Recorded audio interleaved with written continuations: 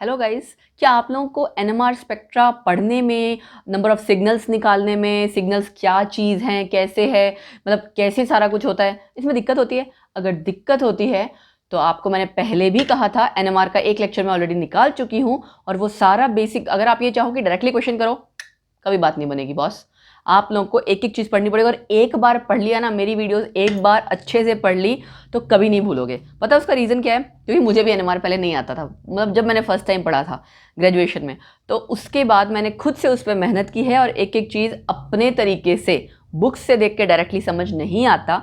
सो इसलिए मैं आप लोगों की मुसीबत को समझ सकती हूँ, प्रॉब्लम को समझ सकती हूँ कि आपको क्यों समझ नहीं आ रहा होगा या कहाँ समझ नहीं आ रहा होगा। For that you have to stick with me. इस टॉपिक को, इस वीडियो को लास्ट तक जब देखोगे तब समझ में आएगा। और हाँ, जिन लोगों ने पहला लेक्चर या पहला जो इसका एनएमआर स्पेक्ट्रो का मैंने पहले भी वीडियो निकाली हुई है, अगर वो नहीं देखी है तो आपको लिंक ऊपर नज़र आ रहा होगा, ठीक है? वो प्लीज़ जाके देखिए, उसको अच्छे से पढ़ना, उसके बाद इस वीडियो पे आना, ठीक है? और इसके बाद ऐसे ही कॉन्टिन्यूटी में पूरा एनएमआर कराऊंगी एंड रेगुलरली जितने भी पहले स्पेक्ट्रो के हैं वो सारे टॉपिक्स में एक एक करके कवर करूंगी, क्योंकि बहुत बच्चों की डिमांड है कि मैम स्पेक्ट्रो, आईआर, यूवी जितने भी हैं आप सब कवर कराइए।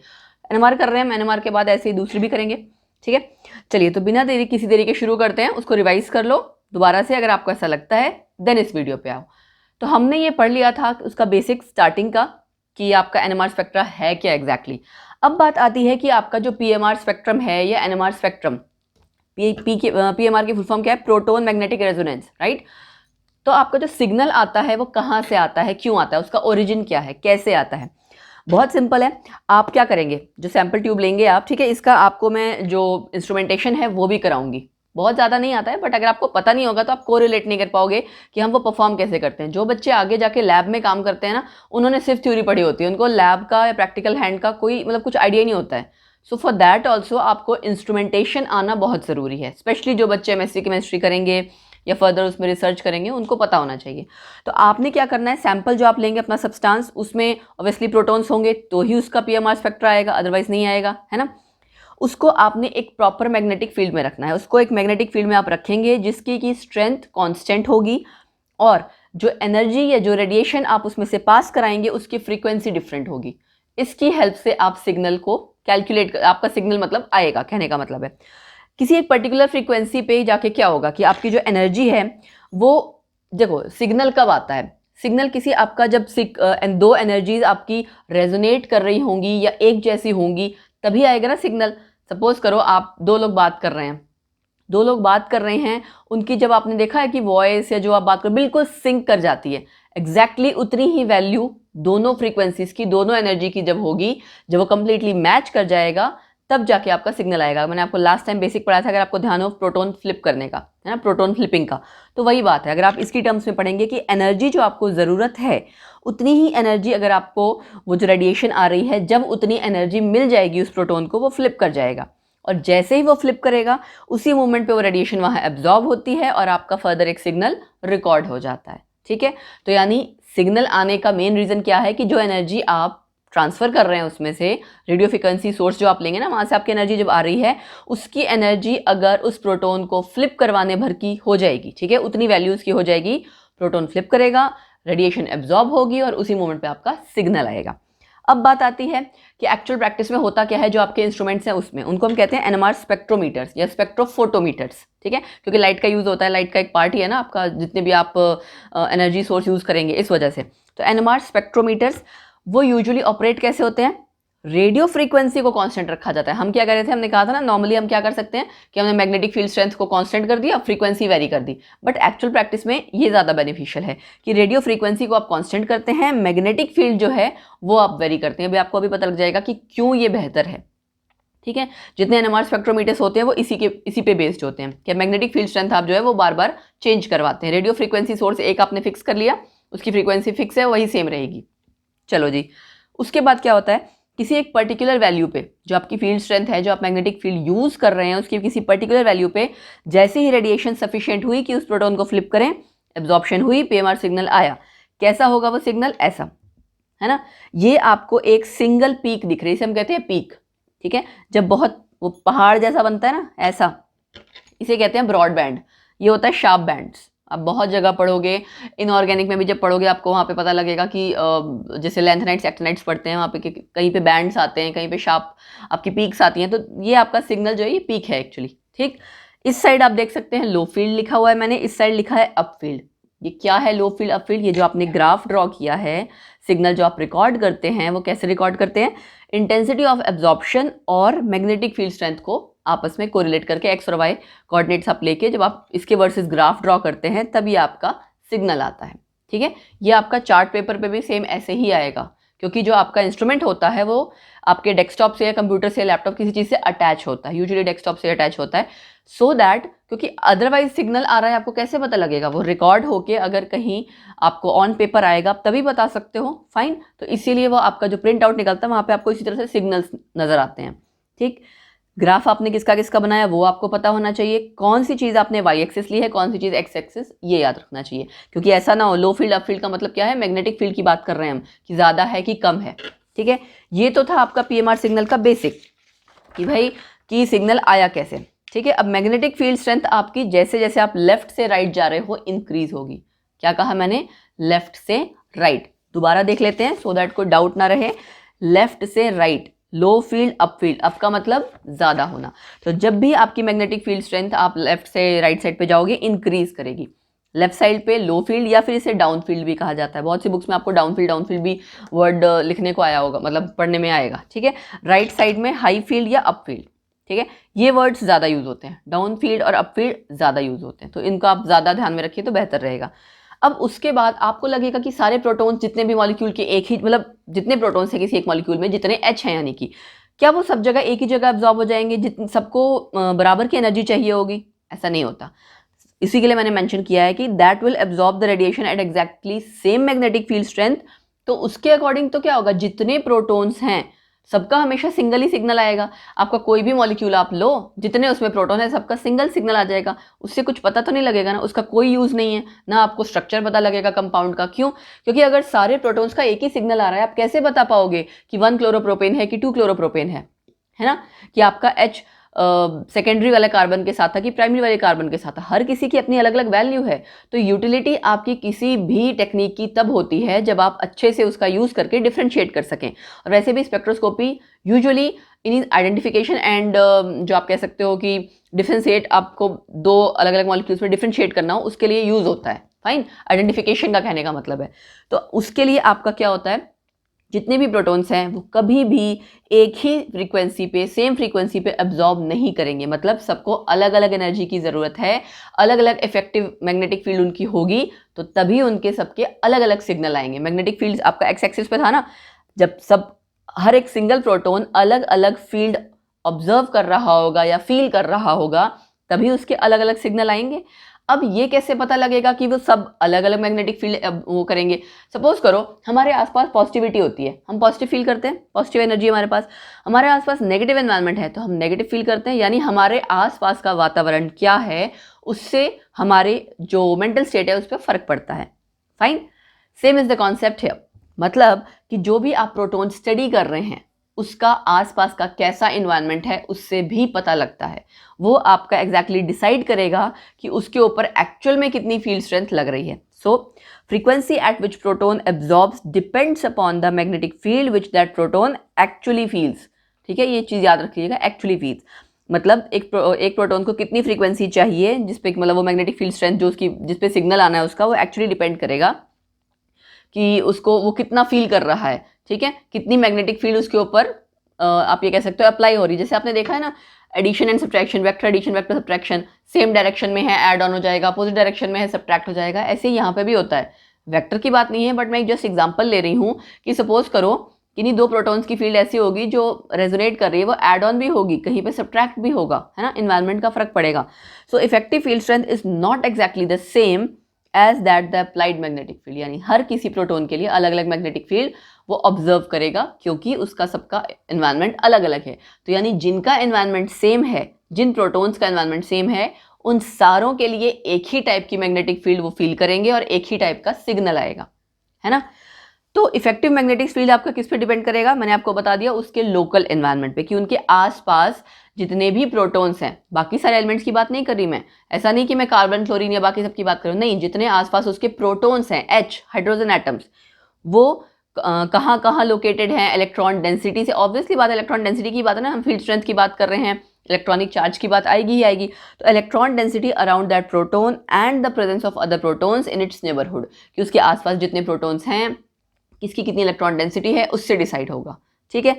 अब उसके बाद आती है कि किसी एक पर्टिकुलर रेडियो फ्रीक्वेंसी, क्योंकि आपका अगर आपसे कोई पूछा जाए कि इस पर कौन सी एनर्जी यूज होती है, तो आपको ये बताना है, आप पूरा इलेक्ट्रोमैग्नेटिक स्पेक्ट्रम में रेडियो वेव्स आपने पढ़ रखा है ना, वही चीज़ है, यहाँ पे रेडियो फ्रीक्वेंसी का यूज़ किया जाता है, ठीक है। उस रेंज की जो आपकी एनर्जी है उसका यूज़ किया जाता है एज अ सोर्स, वो आप यूज़ करते हो protons having different environment experience the, मतलब ऐसा हो सकता है कि उनका जो एनवायरनमेंट है वो अलग अलग हो, उनकी सेम इफेक्टिव फील्ड स्ट्रेंथ होगी but absorb at different applied field strength. ये थोड़ा सा कॉम्प्लिकेटेड सेंटेंस है, बट उसका कहने का मतलब ये है कि अगर सबका एनवायरनमेंट अलग अलग है तो जो उनकी फील्ड स्ट्रेंथ वो फील करेंगे वो भी डिफरेंट होगी, ठीक है, उसी के बेसिस पे उनका सिग्नल आएगा। अब बात आती है, तो आपको पता लग गया कि सिग्नल क्यों आ रहा, कैसे आ रहा, क्यों सबके अलग अलग सिग्नल्स आते हैं, एक ही सिग्नल क्यों नहीं आता, अगर हमेशा एक ही सिग्नल आने लग जाए तो फायदा क्या होगा एनएमआर का, है ना। फिर है इंस्ट्रूमेंटेशन। इंस्ट्रूमेंटेशन आपके जो एनएमआर स्पेक्ट्रोफोटोमीटर है उसके लिए मैं आपको एक बार डायग्राम दिखाना चाहूंगी। सी आरएफ सोर्स यानी रेडियो फ्रिक्वेंसी सोर्स है, यहाँ पे ये एनर्जी दे रहे हैं, और इसके बाद अगर आप ध्यान दें तो यहाँ सेंटर में ये पिंक कलर का मैंने क्या ड्रॉ किया हुआ है, सैंपल ट्यूब, ठीक है, इसमें आपका सैंपल होगा और ये एक कॉइल के साथ यहाँ बंधा हुआ है, ठीक है, मतलब वो अटैच्ड है, होल्ड है। आसपास यहाँ पे आपका दोनों साइड क्या है, मैग्नेट है, सैंपल ट्यूब आपके मतलब एक मैग्नेटिक फील्ड स्ट्रेंथ में वो उसके अंदर सैंपल है, वो आपका स्टडी किया जाएगा। उसके बाद ये एनर्जी यहाँ से इसके ऊपर रेडिएशन पड़ रही है, अब जाहिर सी बात है जब वो एनर्जी उसके अकॉर्डिंग होगी कि प्रोटॉन फ्लिप कर जाए, उसी टाइम क्या होगा, यहाँ पे रेडियो फ्रीक्वेंसी डिटेक्टर एम्पलीफायर साथ में लगा हुआ है, वो डिटेक्ट करेगा, उसको एम्पलीफाई करेगा, एम्पलीफाई करके यहाँ पे आपका चार्ट पेपर पे वो स्पेक्ट्रम रिकॉर्ड हो जाएगा। ये बेसिक सा मैंने उसका इंस्ट्रूमेंटेशन का पूरा जो डायग्राम है वो ड्रॉ किया है, ठीक है। न्यूक्लियर मैग्नेटिक रेजोनेंस स्पेक्ट्रोफोटोमीटर, तो मेन चीज़ अगर आप देखें इनको हम क्या कहते हैं, स्वीप या कॉन्टिन्यूस वेव स्पेक्ट्रोमीटर, ठीक है, इनका नाम है जस्ट कि आपका कॉन्टिन्यूस वेव आती है ना, इसलिए। इसमें मेन 5 चीज़ें हैं। पावरफुल मैग्नेट, जिसकी मैग्नेटिक फील्ड आप चेंज कर सको, है ना, देखा आपने मैग्नेटिक फील्ड, आप 2 मैग्नेट से यहाँ पे जो आपका लगा हुआ है नॉर्थ पोल साउथ पोल, एक पावरफुल मैग्नेट होना चाहिए जिसकी कि आप मैग्नेटिक फील्ड चेंज कर सकें। दूसरा रेडियो फ्रीक्वेंसी जनरेटर, जिसमें कि एक पर्टिकुलर वैल्यू ऑफ फ्रीक्वेंसी की जो आपको चाहिए वही जाएगी, ठीक है, वही आपकी एमिट होगी। फिर है डिटेक्टर, जो कि डिटेक्ट करेगा कि कब एनर्जी एब्जॉर्ब हो रही है और उसके बाद उस सिग्नल को एम्पलीफाई करेगा, अगर एम्पलीफाई नहीं करेगा तो जाहिर सी बात है आपका आगे फर्दर रिकॉर्ड कैसे होगा। फिर recorder which records the spectrum, spectrum आपका रिकॉर्ड होगा किसी एक चार्ट पेपर पे, उसको कैलिब्रेट किया जाता है, वो जो चार्ट पेपर है ना आपका, जो स्पेक्ट्रम आपका जहाँ रिकॉर्ड हो रहा है रिकॉर्डर पे, वो कैलिब्रेटेड है, मतलब फ्रीक्वेंसी या पीपीएम यूनिट्स, इसमें आपका पार्ट्स पर मिलियन, इस यूनिट में आपका ओवरऑल फाइनल वैल्यू आए, उसमें कैलिब्रेटेड है। कैलिब्रेटेड का मतलब क्या है कि आपकी उसकी एक्यूरेसी जो है चेक करके रखते हो पहले ही, ठीक। कैलिब्रेट करना हम कहते हैं ना इंस्ट्रूमेंट को, कि आप उसको 0 से स्टार्ट करते हो, ऐसा नहीं है कि एरर के कोई गुंजाइश न रहे, इस वजह से। 5वीं चीज़ क्या है कि आपकी सैंपल ट्यूब, ठीक है, छोटी सी होती है सैंपल ट्यूब, उसको क्यूबिट कहते हैं, उसमें आप सैंपल डालते हैं। तो ये तो था आपका इंस्ट्रूमेंटेशन। अब ये वर्क कैसे करेगा, जैसे मैंने आपको बताया, रेडियो फ्रीक्वेंसी सोर्स है, ठीक, वो आपका सैंपल पे जो एनर्जी है मतलब आपका बीच में होल्ड थी ना, उसमें से आपकी एनर्जी पास ऑन करेगी, जो कि आपका सैंपल ट्यूब है, उसके आसपास कॉइल भी है, उसके आसपास मैग्नेट भी है। तो एक सिग्नल कब डिटेक्ट होगा, if the nuclei in the sample resonates with the source, जो आपका प्रोटॉन उस सैंपल में है वो रेजोनेट करेगा रेडियो फ्रीक्वेंसी सोर्स के साथ, मतलब उन दोनों की एनर्जी जब रेजोनेट करेगी, जब उसके अकॉर्डिंग हो जाएगी कि प्रोटॉन फ्लिप कर जाए, तभी आपका सिग्नल ऑब्जर्व किया जाएगा, ठीक है। और उसके बाद जो आउटपुट आएगा डिटेक्टर से, वही जाहिर सी बात है फिर वो एम्पलीफाई करके फर्दर रिकॉर्ड, आपका जो रिकॉर्डर है रिकॉर्ड करेगा, चार्ट पेपर पे आपका सिग्नल शो हो जाएगा। एनएमआर स्पेक्ट्रम आपका जितना भी होता है ना, उसमें अलग अलग तरह की पीक्स आती हैं, ठीक है, मतलब सपोज कीजिए सीरीज ऑफ पीक्स मैंने कहा ना, अब सीरीज ऑफ पीक्स का मतलब क्या है कि वो जितनी पीक्स आ रही हैं सब अलग अलग सिग्नल्स हैं, उनके लिए सबके लिए डिफरेंट अप्लाइड फील्ड स्ट्रेंथ है, मतलब वो जो मैग्नेटिक फील्ड स्ट्रेंथ है वो जितने सिग्नल्स आए मतलब उतने प्रोटॉन्स, और वो हर एक सिंगल प्रोटॉन अलग अलग तरह की मैग्नेटिक फील्ड महसूस कर रहा था, ठीक है, उसके अकॉर्डिंग ही वो उसकी एनर्जी भी डिफरेंट होगी ना, तभी आपका वो जो सिग्नल है वो डिफरेंट आ रहा है। हर एक प्रोटॉन को डिफरेंट टाइप ऑफ एनर्जी या फ्रीक्वेंसी जो चीज़ चाहिए, जिसकी वजह से जो उसकी रिक्वायरमेंट है ताकि उसका वो जो प्रोटॉन है फ्लिप कर सके। ठीक है, तो हर प्रोटॉन की एनर्जी जो रिक्वायर्ड है सेम नहीं हो सकती, राइट। अगर आपको सबकी अप्लाइड फील्ड, सपोज करो आपने जो मैग्नेटिक फील्ड अप्लाई किया वो तो सबके लिए किया सेम, लेकिन आसपास का एनवायरनमेंट सारी चीज़ जो है वो वेरी कर रही है ना, वेरी कर रही है, तो अप्लाइड फील्ड स्ट्रेंथ सबके लिए चेंज हो जाएगी। चेंज हो जाएगी तो आपका जाहिर सी बात है जो सिग्नल है वो भी अलग अलग जगह पे आएगा, और हर प्रोटॉन को अलग अलग एनर्जी चाहिए होगी ताकि वो उस प्रोटॉन को फ्लिप करने के लिए, जो रेजोनेट करने के लिए जितनी एनर्जी चाहिए वो हर प्रोटॉन को अलग अलग चाहिए होगी। तो each peak means a set of protons. जो एक पीक आई है उसका मतलब कुछ प्रोटॉन्स है, सिंगल प्रोटॉन भी हो सकता है और आपके कई सारे प्रोटॉन्स भी हो सकते हैं, लेकिन वो प्रोटॉन्स एक जैसे होंगे। अब मैं एक जैसे होंगे ये क्या चीज़ होती है ये आपको बाद में बताऊंगी। इसके अलावा आपके जो एडवांस्ड आजकल के स्पेक्ट्रोफोटोमीटर्स बन रहे हैं उनका नाम है फोरियर ट्रांसफॉर्म FTNMR जिसे आप कहते हैं, या FT, इसी तरह से FTIR भी होता है IR के लिए, ठीक है। इंफ्रारेड स्पेक्ट्रोफोटोमीटर्स भी होते हैं। इनकी खासियत क्या है कि इसमें आपका वही सेम बात है, मैग्नेटिक फील्ड आप कांस्टेंट रखते हो, रेडियो फ्रीक्वेंसी को वेरी करते हो, ठीक है। इनको ज़्यादा यूज़ किया जा रहा है। और मेन चीज़ इसमें क्या है कि आप इसमें खाली प्रोटॉन नहीं करते, आप जो डिफरेंट एलिमेंट्स के न्यूक्लिया हैं उनको सबको स्टडी कर सकते हो, क्योंकि NMR में ज़रूरी PMR आपका प्रोटॉन मैग्नेटिक रेजोनेंस है, बट आप जब NMR बोलते हो, NMR खाली प्रोटॉन के लिए नहीं है, ठीक है। F19 फ्लोरीन के लिए भी होता है, कार्बन 13 के, सब अलग अलग टाइप्स की NMR है। ये टाइप्स ऑफ NMR स्पेक्ट्रोस्कोपी है, C13, F19, फॉस्फोरस के लिए भी होती है, राइट। तो इसलिए वो सब स्टडी किए जा सकते हैं इस एक ही तरह के इंस्ट्रूमेंट में, ठीक है ना। अगर आपका सिर्फ प्रोटॉन के लिए होगा तो आप सिर्फ प्रोटॉन स्टडी कर सकते थे, बाकी एलिमेंट्स को स्टडी नहीं कर सकते थे। तो जो एडवांस स्पेक्ट्रोफोटोमीटर्स आ रहे हैं वो सबको स्टडी कर लेते हैं। और खास बात क्या है, CW इंस्ट्रूमेंट जो आपका कॉन्टिन्यूस वेव इंस्ट्रूमेंट है उसमें 2 से 5 मिनट लगते हैं, बट FTNMR में कितना, सिर्फ 5 सेकेंड। तो देख सकते हो आप कितनी जल्दी आपको सिग्नल्स के बारे में पता लग जाएगा। फिर बात आती है कि सॉल्वेंट। अब आपने जो सैंपल लिया, ज़रूरी थोड़ी कि लिक्विड है, उसको कहीं ना कहीं तो घोलोगे ना। वो जिस सॉल्वेंट में आपने घोल मतलब डिजॉल्व करके उस क्यूबिट के अंदर सैंपल डालना है, वो सॉल्वेंट भी बहुत मायने रखता है। तो मतलब PMR स्पेक्ट्रोस्कोपी में ये फिक्स है कि आपको कौन कौन सा सॉल्वेंट यूज़ करना चाहिए, आप यूज़ करोगे। अब वो सॉल्वेंट कैसा होना चाहिए, जाहिर सी बात है मेन चीज़ तो है कि रिएक्ट ना करे, केमिकली इनर्ट हो, है ना। तो कोई भी ऐसा सॉल्वेंट जो केमिकली इनर्ट है, जिसमें प्रोटॉन्स नहीं है, वरना उसकी अपनी भी वैल्यू आ जाएगी, है ना। 2 चीज़ इंपॉर्टेंट हो गई, केमिकली इनर्ट क्योंकि वो रिएक्ट ना करें, दूसरा चीज़ उसमें प्रोटॉन्स ना हो, तीसरा चीज़ कि वो थोड़ा बहुत जो सैंपल है उसको डिजॉल्व कर सके। It should be capable of dissolving at least 10% of the substance या सैंपल जिसको आप स्टडी कर रहे हैं, इन्वेस्टिगेट कर रहे हैं। Got it. अब इस तरह का आपका जो सॉल्वेंट है वो PMR स्पेक्ट्रोस्कोपी में यूज़ किया जा सकता है। मैक्सिमम जो यूज़ किया जाता है CDCl3 ड्यूटेरेटेड क्लोरोफॉर्म। क्लोरोफॉर्म क्या होता है, CHCl3 ना। जितने प्रोटॉन है वहाँ से हमने उसको हटा के क्या कर दिया, ड्यूटेरियम लगा दिया। प्रोटॉन नहीं है ना इसमें, बट ये अच्छा सॉल्वेंट है काफ़ी, ठीक है। इसके अलावा और बहुत सारे सॉल्वेंट्स हैं जो यूज़ होते हैं, ये आप देख सकते हैं। फर्स्ट और 1 2 3 4 5 6 मैंने मेंशन किए हैं, और ये 7वां भी है, उसके बारे में कुछ एक्स्ट्रा भी है क्योंकि इस पर क्वेश्चन आ जाता था इसलिए मैंने बता दिया। आप देख सकते हो सीरीज मैंने बता रखी है, कार्बन टेट्राक्लोराइड, कार्बन डाइसल्फाइड, ये काफ़ी यूज़ होते हैं, लैब्स वगैरह में यूज़ हो जाते हैं। हेक्साक्लोरोएसीटोन, ठीक है। CO क्या होता है, कीटोन होता है ना। हेक्साक्लोरोएसीटोन मतलब जितने आपके H थे सब आपने रिमूव कर दिया, उसकी सबकी जगह क्या कर दिया, क्लोरीन लगा दिया। ऐसे ही आपका ड्यूटेरेटेड बेंजीन, बेंजीन C6H6 था ना, H हटा के D कर दिया। मैक्सिमम आपके ड्यूटेरेटेड ही मिलेंगे, प्रोटॉन हटा के आपने सब जगह ड्यूटेरियम लगा दिया है, उसका आइसोटोप है ना C, एसीटोन D6, ठीक है ना। ड्यूटेरेटेड एसीटोन, ड्यूटेरेटेड DMSO, डाईमिथाइल सल्फॉक्साइड, ये भी बहुत यूज़ होता है। DMSO भी काफ़ी यूज़ होता है, डाईमिथाइल सल्फॉक्साइड। तो इनके सबके आपको फॉर्मूले पता होने चाहिए, बिकॉज अगर कभी आ जाए तो आप आइडेंटिफाई कर सको। उसके अलावा एक और है आपका सॉल्वेंट, ट्राईफ्लोरोएसिटिक एसिड। अब आप सोचोगे, ये देखो फॉर्मूला इसका क्या है, CF3COH। आप सोचोगे ये प्रोटॉन आ गया यहाँ पे, यस यहाँ प्रोटॉन आ गया, लेकिन ये जो प्रोटॉन है ना ये बहुत लो फील्ड पे एब्जॉर्ब करता है सिग्नल, मतलब इसका बहुत लो फील्ड पे आता है। लो फील्ड मतलब कि आपका जो ग्राफ था ना, ग्राफ में बिल्कुल ही किसी कोने में होगा, राइट। कितनी वैल्यू है देखो 11.2। तो ये जो वैल्यू है वो बिल्कुल कोने में, बिल्कुल साइड में लाई करती है, और ये किसी और के स्पेक्ट्रा के साथ, स्पेक्ट्रम के साथ कभी इंटरफेयर नहीं करती है। सो इसलिए आप ट्राईफ्लोरोएसिटिक एसिड को भी एज अ सॉल्वेंट यूज़ कर लेते हो। मेनली ये यूज़ होते हैं एमीन्स के केस में। जब आप एमीन्स का NMR स्पेक्ट्रा लेते हैं तब आप ट्राईफ्लोरोएसिटिक एसिड यूज़ करते हैं, क्योंकि ऑब्वियस सी बात है जितने फंक्शनल ग्रुप है ना सबके लिए अपनी एक पर्टिकुलर वैल्यू है। जैसे जैसे आप NMR आगे पढ़ते जाओगे ना आपको पता लगेगा कि स्पेक्ट्रोस्कोपी इतनी एक्यूरेट क्यों है।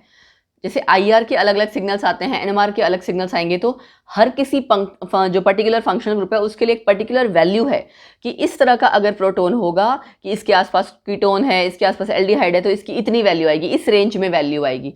तभी ना हम आपका जितनी वैल्यूज जो सिग्नल्स आ रहा है उस सिग्नल से स्ट्रक्चर आइडेंटिफाई करते हैं, ठीक है। तो इसीलिए ये आइडेंटिफिकेशन में यूज होता है, बिकॉज इट इज़ वेरी, आप ये कह सकते हो जो जितनी पीक्स आती हैं बहुत पेक्यूलियर हैं कि किसी पर्टिकुलर फंक्शनल ग्रुप के लिए उसी रेंज में पीक आएगी, कहीं और नहीं आएगी। फाइन।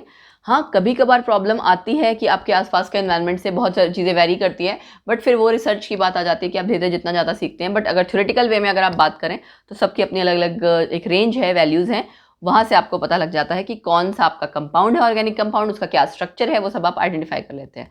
सो आज के लेक्चर में इतना ही। एंड अगला जो टॉपिक है वो बहुत इंपॉर्टेंट टॉपिक है कि कितने आपके सिग्नल्स आएंगे, ठीक है।